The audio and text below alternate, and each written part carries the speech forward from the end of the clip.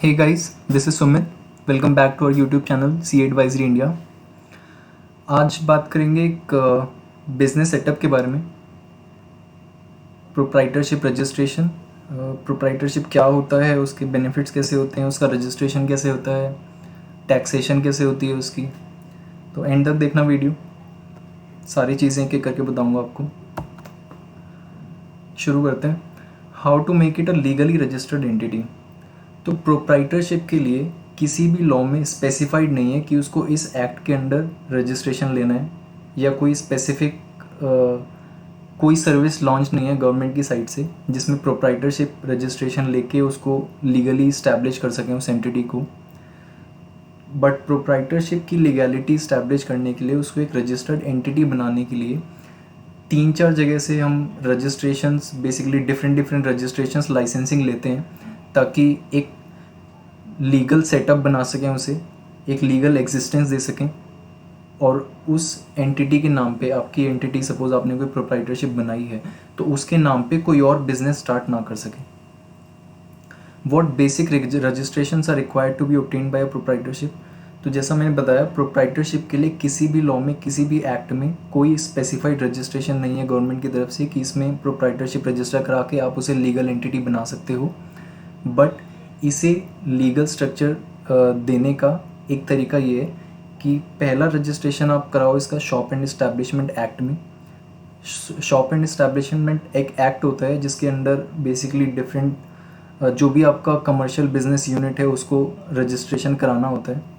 Mandatory नहीं है but voluntarily लोग कराते हैं। जनरली प्रोप्राइटरशिप के लोग कराते हैं क्योंकि उनको एक लीगल आइडेंटिटी मिल जाती है इस रजिस्ट्रेशन से। इसका जो सर्टिफिकेट होगा आप यूज़ कर सकते हो अपनी लीगल आइडेंटिटी के लिए। दूसरा रजिस्ट्रेशन होता है GST, goods and services tax. तो जीएसटी वैसे तो एप्लीकेबल नहीं होता अगर आपका साल का टर्नओवर 20 लाख से ऊपर नहीं जा रहा, या फिर कुछ स्टेट्स के केस में 10 लाख से ऊपर नहीं जा रहा। बट अगर आप जीएसटी रजिस्ट्रेशन ले लेते हो तो आपको काफ़ी चीज़ों में हेल्प होती है इससे। एक आपका बैंक अकाउंट, करंट अकाउंट खुलने में काफ़ी हेल्प हो जाती है क्योंकि उसमें आपको जीएसटी रजिस्ट्रेशन देना होता है मैंडेटरीली। प्लस अगर कहीं पे आपको लीगैलिटी दिखानी है अपनी एंटिटी की तो आप दिखा सकते हो, क्योंकि अगर आप जीएसटी में रजिस्ट्रेशन लोगे तो आप ऑब्वियसली बात है इसकी रिटर्न्स फाइल करोगे। आप अपने इनवॉइस पे अपना GSTIN नंबर दे के अपने जो डीलर्स होंगे उनको एक नोटिफिकेशन दे सकते हो, एक तरह से आइडेंटिफाई करा सकते हो अपनी एंटिटी को कि आप जीएसटी में रजिस्टर्ड हो, लीगल स्ट्रक्चर है आपका। थर्ड है MSME रजिस्ट्रेशन। MSME होता है micro small and medium enterprises. MSMEs अगर क्या होती हैं, कैसे रजिस्ट्रेशन लेते हैं, अगर आपको नहीं पता तो आप प्लीज़ हमारे चैनल पे जाके MSMEs के लिए एक स्पेसिफाइड वीडियो है वो देख सकते हो। उसमें MSME की डेफिनेशन क्लियर की है मैंने कि MSMEs की रिवाइज डेफिनेशन क्या है जुलाई 1, 2020 से, और कौन कौन कवर होती हैं एंटिटीज़ MSME के अंडर। तो अगर आप अपनी प्रोप्राइटरशिप का MSME में रजिस्ट्रेशन करा लेते हो तो ये भी एक लीगल आइडेंटिटी देता है आपकी एंटिटी को, आपकी प्रोप्राइटरशिप को। इसके बाद कोई चैलेंज नहीं कर सकता आपको कि आपने बस ऐसे ही नाम लेके प्रोप्राइटरशिप बिजनेस स्टार्ट कर दिया है और मैं भी इसी नाम पे स्टार्ट करूँगा तो कोई इशू नहीं होगा उससे। इन तीनों रजिस्ट्रेशन से एक लीगल आइडेंटिटी मिल जाएगी आपके बिज़नेस को।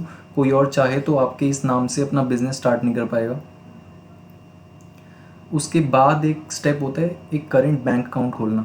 अब आप बिज़नेस करोगे अगर प्रोप्राइटरशिप में भी तो आप सेविंग्स अकाउंट में ऑब्वियसली ट्रांजैक्शन नहीं कर सकते, क्योंकि सेविंग्स अकाउंट से आपका पर्सनल अकाउंट लगेगा वो, और उससे आप बिज़नेस ट्रांजैक्शंस करोगे तो आपको उतना बेनिफिट नहीं मिलेगा जितना करंट अकाउंट के थ्रू मिलेगा। करंट अकाउंट में आप डेली बेसिस पे ट्रांजैक्शंस कर सकते हो और वो बेसिकली आपके बिजनेस अकाउंट को सिग्निफाई करेगा।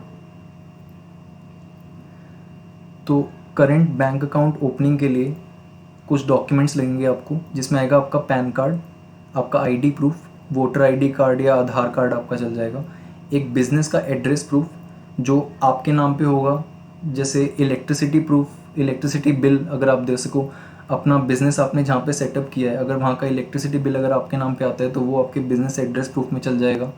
बट इन केस अगर वो प्लेस जहाँ पे आपने अपना बिज़नेस स्टार्ट किया प्रोप्राइटरशिप का वो रेंटेड है, रेंटेड स्पेस है, तो आप जो आपके लैंडलॉर्ड हैं उनका इलेक्ट्रिसिटी बिल लो और उनसे एक NOC साइन करा लो। NOC होता है नो ऑब्जेक्शन सर्टिफिकेट। उसमें वो साइन कर देंगे कि हाँ ये बिज़नेस एंटिटी मेरे घर पे या मेरा जो एड्रेस प्रूफ है, रजिस्टर्ड एड्रेस, उस पे अपना बिज़नेस कंडक्ट कर रही है और इससे मुझे कोई आपत्ति नहीं है, कोई ऑब्जेक्शन नहीं है। उससे भी आपका काम चल जाएगा। 2 गवर्नमेंट रजिस्ट्रेशन चाहिए होते हैं जिसमें आपका GST, MSME, shop and establishment आराम से काम करेगा। उसके बाद एक सीएसए सर्टिफिकेट चाहिए होता है, वो सीए सर्टिफाई करके दे देगा कि हाँ ये प्रोप्राइटरशिप एक बिज़नेस एंटिटी है, यहाँ रजिस्टर्ड है एंड लीगली अपना काम कंडक्ट कर रही है। उसके बाद जो मोस्ट इम्पॉर्टेंट पॉइंट आता है प्रोप्राइटरशिप बिजनेस के लिए, वो आता है ट्रेडमार्क। ट्रेडमार्क सबसे इम्पॉर्टेंट चीज़ है आपके प्रोप्राइटरशिप बिजनेस के लिए, क्योंकि जनरली प्रोप्राइटरशिप का आपको पता है कि कोई लीगल स्ट्रक्चर, कोई एक्ट नहीं होता, कोई लॉ नहीं होता जो इसको रिकॉग्नाइज़ करता हो। और अगर सपोज़ आपने आज अपने प्रोप्राइटरशिप का काम स्टार्ट कर दिया किसी नाम से, और उसी नाम से कोई दूसरा बंदा भी अपना बिजनेस स्टार्ट करके बैठ गया, तो आप उसे चैलेंज नहीं कर पाओगे कि यार ये नाम मैंने ऑलरेडी लिया हुआ है, तुम कैसे स्टार्ट कर सकते हो। तो कोई लीगैलिटी नहीं होगी उसकी। हालांकि GST, MSME, shop and establishment से आपका एक लीगल आइडेंटिटी मिलती है, बट आप उसको चैलेंज नहीं कर पाओगे कि ये नाम मैंने ऑलरेडी लिया हुआ है। वो ये जीएसटी, एमएसएमई बस आपके बिजनेस कंडक्ट करने के लिए एक लीगल आइडेंटिटी है। इस केस में ट्रेडमार्क सबसे इंपॉर्टेंट चीज़ होती है। ट्रेडमार्क आपके नाम को रजिस्टर कर लेती है, उस पर्टिकुलर नाम को, और उस नाम को फिर दोबारा कोई यूज़ नहीं कर पाएगा इंडिया में। तो सपोज़ राहुल एंड कंपनी के नाम से मैंने अपना बिज़नेस स्टार्ट किया और राहुल एंड कंपनी नाम को ट्रेडमार्क करा लिया, तो अब इस नाम को कोई और यूज़ नहीं कर पाएगा अपने प्रोप्राइटरशिप बिज़नेस के लिए, किसी बिज़नेस के लिए। इससे आप अगर कोई यूज़ करने की कोशिश करता है तो आप उसे लीगली चैलेंज कर सकते हो कि ये नाम मैंने ऑलरेडी लिया हुआ है, ये नाम आप नहीं ले सकते। इसलिए ट्रेडमार्क बहुत इंपॉर्टेंट चीज़ है प्रोप्राइटरशिप के केस में। उसके बाद प्रोप्राइटरशिप की टैक्स रिटर्न फाइलिंग कैसे होती है, तो इसकी टैक्स रिटर्न फाइलिंग के लिए कोई अलग से टैक्स रिटर्न नहीं जाती। जैसे कंपनीज़ के केस में डायरेक्टर्स की रिटर्न अलग होती है, कंपनी की रिटर्न अलग होती है, क्योंकि कंपनी एक सेपरेट एंटिटी होती है इंडिविजुअल से।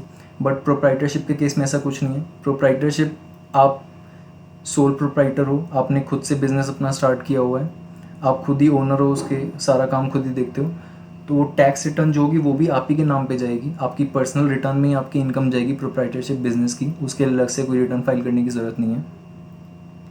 तो जो आपकी नॉर्मल रिटर्न जाती थी उसी में आप अपनी बिजनेस इनकम दिखाओ और रिटर्न फाइल करो, कोई अलग से रिटर्न फाइल करने की ज़रूरत नहीं है। तो ये था प्रोप्राइटरशिप के बारे में सब कुछ। अगर आपको फिर भी कोई डाउट या क्वेरी हो तो कमेंट बॉक्स में देना, मैं कोशिश करूँगा जितनी जल्दी आंसर कर सकूँ। और अगर आपको अपना प्रोप्राइटरशिप रजिस्टर कराना हो या कोई कंसल्टेशन गाइडेंस लेनी हो बिजनेस इनकॉर्पोरेशन के regarding income tax, GST advisory से रिलेटेड, फंडिंग या ट्रेडमार्क या एमएसएमई रजिस्ट्रेशन के लिए, तो आप पेड सर्विसेज ले सकते हो सीए एडवाइजरी इंडिया की। मोबाइल नंबर्स हैं, आप कॉल कर सकते हो या फिर व्हाट्सएप कर सकते हो या फिर साइट विजिट कर सकते हो या फिर ईमेल ड्रॉप कर सकते हो, जैसे भी आपको सूटेबल हो। Okay guys, thank you so much.